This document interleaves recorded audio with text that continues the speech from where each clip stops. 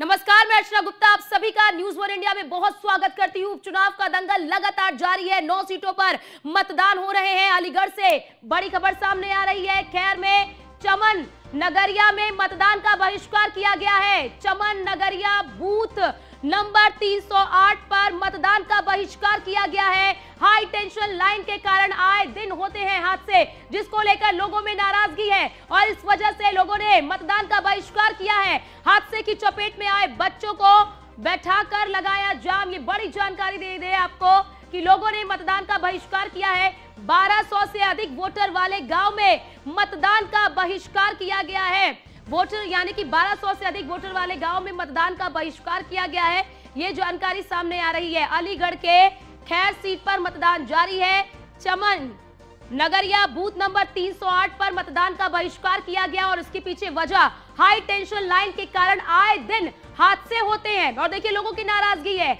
हादसे की चपेट में आए बच्चों को बिठाकर जाम लगाया गया। 1200 से अधिक वोटर वाले गांव में मतदान का बहिष्कार किया गया। इसीलिए कहते हैं कि मतदाताओं के मूड को भांप पाना किसी के लिए भी आसान नहीं है, क्योंकि मतदाता आक्रोशित होते हैं और मतदान जब होता है तो कहीं ना कहीं अपने गुस्से को भी जाहिर करते हैं। और देखिए यहाँ पर मतदान का बहिष्कार किया गया। हालांकि मतदाताओं को मतदान का बहिष्कार नहीं करना चाहिए, उन्हें अपने मताधिकार से कहीं ना कहीं जवाब देना चाहिए, लेकिन यहाँ पर मतदान का बहिष्कार किया गया है। हादसे की चपेट में आए बच्चे को बैठाकर यहाँ पर जाम लगाया गया, तो ये लोगों की नाराजगी है। 1200 से अधिक वोटर वाले गांव में मतदान का बहिष्कार किया गया है, यानी कि यहाँ पर 1200 से अधिक वोटर हैं और यहाँ पर मतदान का बहिष्कार किया गया है। खैर में चमन नगरिया में मतदान का बहिष्कार किया गया है। बताया जा रहा है कि चमन नगरिया बूथ नंबर 308 पर मतदान का बहिष्कार किया गया है।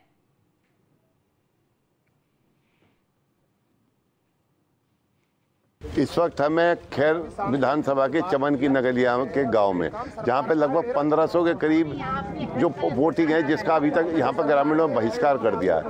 और यहां पर आप देख सकते हैं जो मेरे पीछे एक बच्चा बैठा है। क्या नाम है बेटा तुम्हारा? शौर्य नाम का बच्चा है। आपके साथ कैसे एक्सीडेंट हुआ था, बताएंगे कुछ? एक्सीडेंट नहीं हुआ था, लाइन से जा रहे थे। हाँ, हम कपड़े गिरने गए थे। हाँ, लाइन ढीली थी और सोई आंधी आ गई, सोई पकड़ लिया। आप देख सकते हैं ये बच्चा पूरी तरीके से अपंग हो चुका है। इसका देखिए हाथ भी गया, इसका पूरा शरीर देखिए, और इसकी जान पता नहीं किस तरीके से बची होगी। तो इसी और ये देखिए इसके बेचारे के टैंक, मतलब इस बिजली की वजह से पूरा अपंग हो गया है ये बच्चा। क्या नाम है? महावीर सिंह। क्या नाम आपका? महावीर सिंह। आप जो मतलब क्या समस्या आपके गांव की जो आप वोट नहीं डालते? लाइन हट जानी चाहिए। हाँ हाँ। बच्चों को संशोधन होना चाहिए। हाँ हाँ। तो वोटिंग बाजी होगी और नहीं वोटना पड़ेगी ये को। इस वक्त हमारे साथ है चमन की नगरिया गांव के प्रधान। आपके गांव की क्या समस्या है जी? समस्या 33,000 और 11,000 की समस्या है। हाँ हाँ। लाइन जारी नंगी लाइन है। हाँ हाँ। और उसमें कई तो डेथ हो गई है। हाँ हाँ। और एक बच्चा शौर्य नाम का करीब 9 साल का है।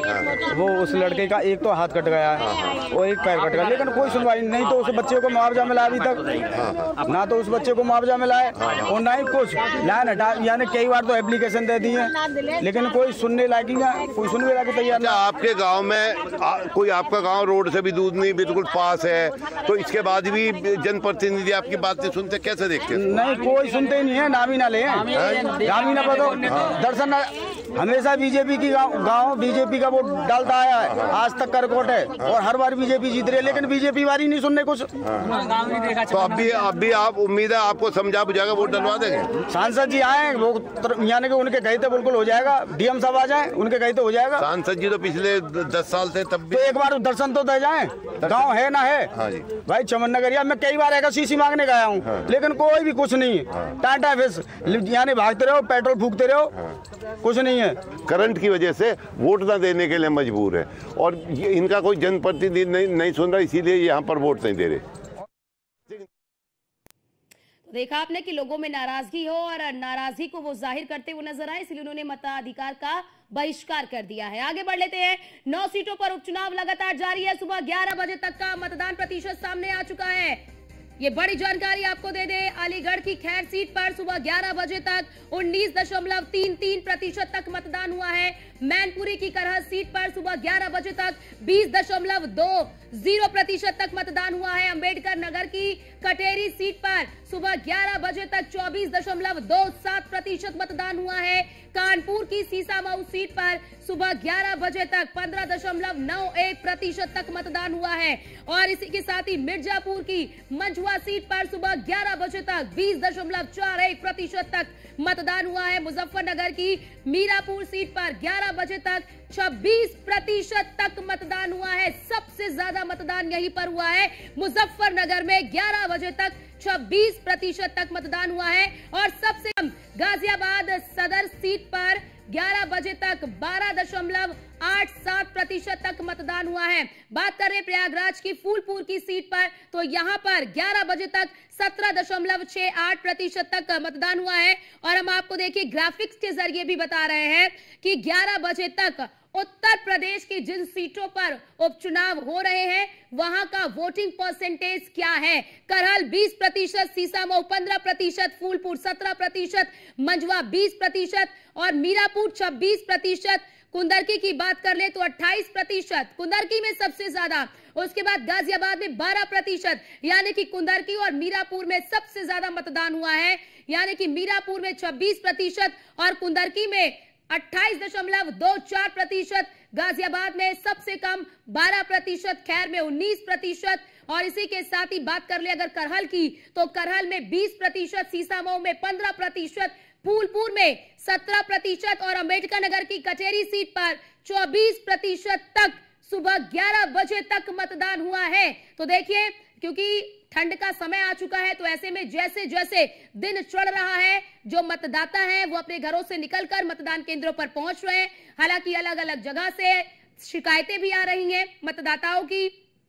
हालांकि इस बीच 11 बजे तक का जो वोटिंग परसेंटेज है वो भी सामने आ चुका है। और हम आपको आपके टीवी स्क्रीन पर वोटिंग परसेंटेज जो है वो ग्राफिक्स के जरिए दिखा रहे हैं, कहां पर कितना प्रतिशत वोट हुआ है और कहां पर सबसे अधिक हुआ है, कहां पर सबसे कम हुआ है, वो भी हम आपको ग्राफिक्स के जरिए दिखा रहे हैं। तो मीरापुर की बात कर ले तो यहां पर अधिक वोट हुआ है। और साथ ही साथ कुंदरकी की बात कर ले तो यहां पर अब तक अन्य सीटों के मुकाबले जो है 28% तक मतदान हो चुका है।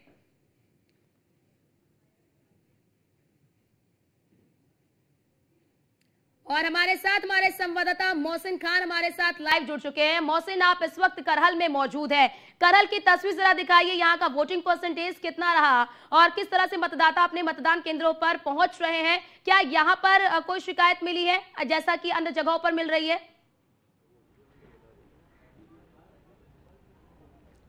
देखिए अर्चना, मैं आपको बता दूं कि करहल विधानसभा सीट पर हो रहे उपचुनाव पर सुबह से ही शांतिपूर्ण तरीके से मतदान चल रहा है और अभी यहां किसी भी तरह की कोई ऐसी शिकायत सामने नहीं आई है। जैसा कि बाकी जो विधानसभा सीटों पर उपचुनाव आ रहे हैं वहां से लगातार शिकायतें आ रही हैं, इस तरह की शिकायतें फिलहाल करहल से नहीं आ रही है। और करहल में सुबह 11 बजे तक 20.2% मतदान हो चुका है। इस वक्त मैं करहल के सबसे बड़े मतदान केंद्र नरसिंह यादव इंटर कॉलेज में मौजूद हूँ। तस्वीरें यहाँ की देखेंगे तो कुछ खास नहीं है, उस तरह का उत्साह जो है मतदाताओं में नजर नहीं आ रहा है जिस तरह का उत्साह होना चाहिए। आप देख सकते हैं कि यहाँ पर जो मतदान केंद्र में पोलिंग बूथ बनाए गए हैं वो लगभग खाली ही पड़े हैं। हाँ, सुबह के वक्त का जरूर वो समय था जब सुबह 7 बजे मतदान शुरू हुआ था, तो 7 बजे से 9 बजे तक यहाँ पर मतदाताओं का अच्छा खासा रुझान देखने के लिए मिला था। सभी अपने अपने वोट को कास्ट करने के लिए यहाँ पहुंच रहे थे, लेकिन अब इक्का दुक्का संख्या में ही यहाँ पर मतदाता अपने वोटिंग का इस्तेमाल करने के लिए पहुंच रहे हैं। दरअसल एक बड़ी बात यह भी होती है अर्चना कि जब उपचुनाव होता है तो उपचुनाव को लेकर मतदाताओं में कुछ खास ऐसा उत्साह नजर नहीं आता है जैसा कि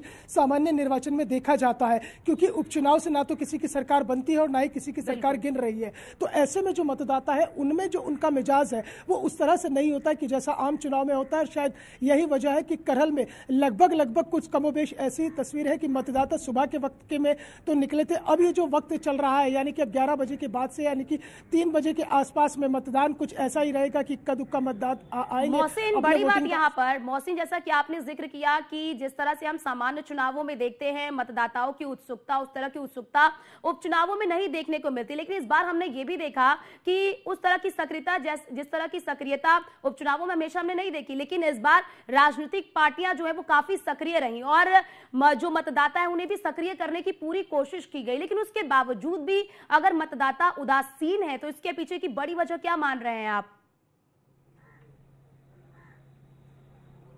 देखिए बिल्कुल जाहिर तौर पर अर्चना, क्योंकि चुनाव जो है लगातार चुनाव हो रहा है, कभी उपचुनाव होते हैं, कभी सामान्य निर्वाचन होता है, तो ऐसे में जो जनता है उसमें कम उत्साह इसलिए नजर आता है और इसलिए वो उदासीन नजर आ रहा है। 2022 में भी विधानसभा चुनाव होकर निपटे हैं और अभी 2 साल हुए हैं, 2 साल बाद ही फिर दोबारा से उपचुनाव हो गए, तो ऐसे में मतदाता के अंदर कहीं ना कहीं ये बात आ जाती है कि कब तक वोट डालेंगे, बार बार वोट डालने जाएंगे क्या।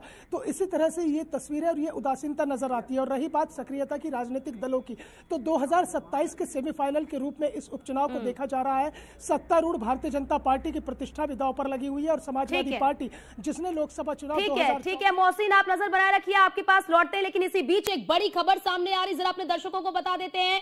अखिलेश यादव दोपहर 12 बजे प्रेस कॉन्फ्रेंस करेंगे। ये बड़ी जानकारी आपको दे दें, उपचुनाव को लेकर दोपहर 12 बजे अखिलेश यादव प्रेस कॉन्फ्रेंस करेंगे सपा कार्यालय पर। यह प्रेस कॉन्फ्रेंस होगी तो दोपहर को 12 बजे अखिलेश यादव जो है वो प्रेस कॉन्फ्रेंस करते हुए नजर आएंगे सपा कार्यालय पर। 12 बजे ये प्रेस कॉन्फ्रेंस होगी, क्योंकि आप देख रहे हैं कि लगातार मतदान हो रहा है और मतदान के बीच में कई जगहों से शिकायतें भी आ रही हैं, सपा प्रत्याशी की ओर से भी शिकायतें आ रही हैं। अब ऐसे में ये जानकारी निकलकर सामने आ रही है कि उपचुनाव को लेकर दोपहर 12 बजे प्रेस कॉन्फ्रेंस करते हुए नजर आएंगे सपा मुखिया अखिलेश यादव। सपा कार्यालय पर यह प्रेस कॉन्फ्रेंस होगी। बड़ी जानकारी आपको दे रहे हैं, क्योंकि कई जगहों से, चाहे आपने भी सीसामऊ की सीट पर देखा कि किस तरह से वहां पर सपा प्रत्याशी तमाम तरह के आरोप लगाती हुई नजर आई, और आपने अभी देखा मीरापुर में भी किस तरह से जो सुम्बुल राणा है उन्होंने भी कई तरह की शिकायतें की हैं। तो इस तरह की शिकायतें भी लगातार सामने आ रही है, जहां पर सपा प्रत्याशी की ओर से ये आरोप लगाया जा रहा है कि जो उनके वोटर्स है उन्हें वोट डालने नहीं दिया जा रहा है। ऐसे में दोपहर 12 बजे प्रेस कॉन्फ्रेंस करते हुए नजर आएंगे अखिलेश यादव सपा कार्यालय पर। दोपहर 12 बजे प्रेस कॉन्फ्रेंस करते हुए नजर आएंगे। तो सभी की निगाह अब दोपहर 12 बजे अखिलेश यादव की प्रेस कॉन्फ्रेंस पे होगी कि इस प्रेस कॉन्फ्रेंस में क्या कुछ कहते हुए नजर आएंगे अखिलेश यादव। बड़ी जानकारी आपको दे रहे हैं। उत्तर प्रदेश की 9 सीटों पर विधानसभा के उपचुनाव हो रहे हैं।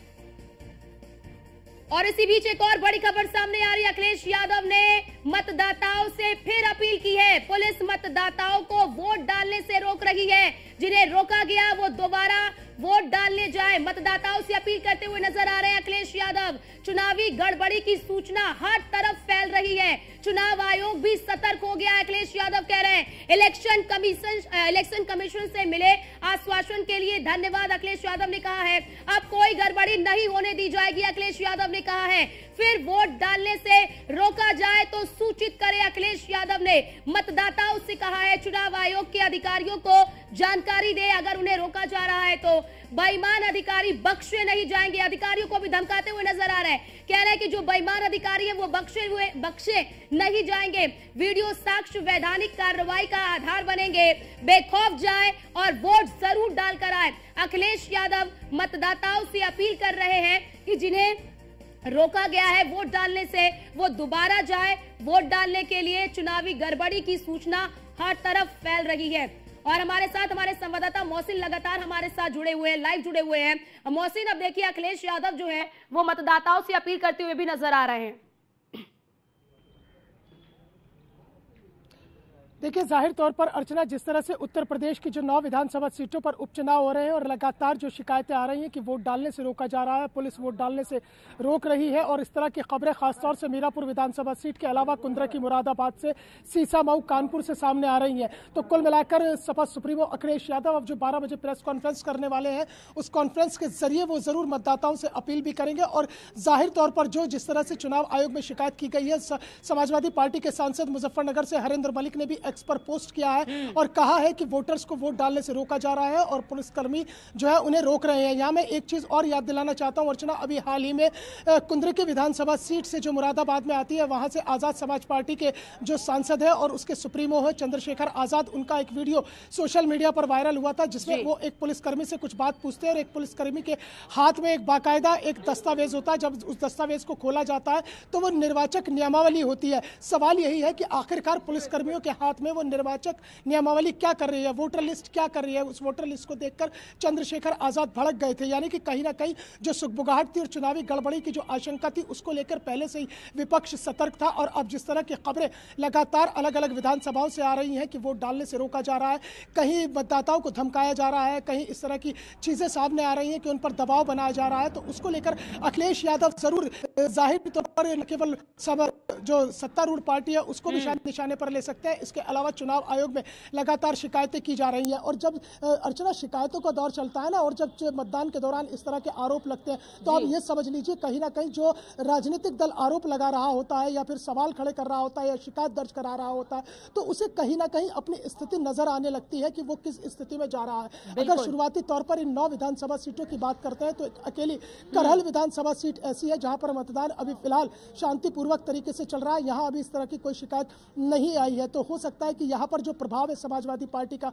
वो अभी भी देखने के लिए मिल रहा है। लेकिन बाकी की सीटों पर अब चूंकि सभा सुप्रीमो अखिलेश यादव ने मतदाताओं से अपील की है कि जिन्हें वोट डालने से रोका गया है वो दोबारा घर से बाहर निकले, निर्भीक होकर अपने वोट का इस्तेमाल करें, क्योंकि वोट का इस्तेमाल करना लोकतंत्र की सबसे बड़ी ताकत होती है। तो अखिलेश यादव 12 बजे जो प्रेस कॉन्फ्रेंस होने वाली है उसका लब्बो-लुआब केवल इतना ही है कि सवालों के घेरे में सिस्टम खड़ा होगा, चुनाव आयोग होगा और उसके साथ ही साथ ये शिकायतें जो उनके पास पूरी कल्ब में पहुंची है वो उसे सार्वजनिक करेंगे कि किस तरह से जो है मतदाताओं को रोका गया। जिस तरह से मीरापुर, कुंद्रकी, सीसामऊ या इसके अलावा कटेरी या और दूसरी जगहों से खबरें आ रही हैं, वो खबरें कहीं ना कहीं अखिलेश यादव आधार बनाएंगे और उस आधार बनाने के साथ साथ निशाना साधने की भी कोशिश करेंगे। तो कुल मिलाकर जो उपचुनाव की राजनीतिक सरगर्मियां हैं, बिल्कुल। और बड़ी बात मोहसिन की चुनाव से पहले भी अखिलेश यादव या फिर समाजवादी पार्टी की ओर से ना जाने कितने पत्र जो है वो चुनाव आयोग को लिखे गए हैं। अब बड़ी बात यहां पर मोहसिन, क्योंकि आप करहल में इस वक्त मौजूद है, करहल समाजवादी पार्टी का गढ़ माना जाता है। 1993 के बाद यहां पर